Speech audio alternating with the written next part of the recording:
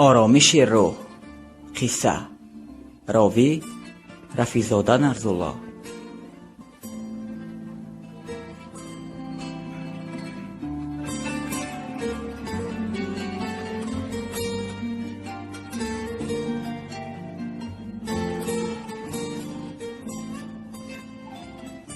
در یکی از حجره‌های بیمارخانه دو نفر گرفتار بیماری فلج می‌خوابیدند. یکی در نزدیک ریزه می‌خوابید، دومی در کنج دیگری اتاق.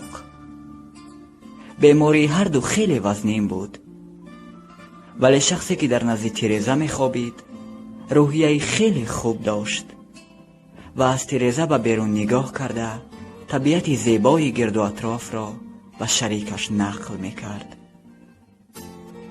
وی درباره باغ زیبا، چنارهای کلان کلان سری راه، پرنده های خوشخوان، بچه های شاد و خرم که در باغ مشغول بازی بودند، وادی های پر از گل که در کوه های روبروی تیرزه جایگیر بودند و حتی آدمانی که به کار می رفتند نقل کرده قدری هم باشد و درد شریک خیش درمان می بخشید.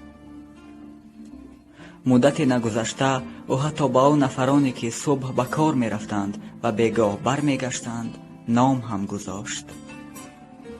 اکنون جای سکونت اتاق را حکایه های رنگین و پرمضمون گرفته بود. ولی شخصی که در کنج اتاق می خوابید دچار رشک شد. او در دل آرزو می کرد که هر چی زودتر شریکش بمیرد و او را به نزدیک ریزه گذرانند تا این منظره زیبا را با چشم خود ببیند. نهایت در یکی از روزهای تیر ماه شخصی در نزدیک ریزه خوابیده جان به حق سپرد.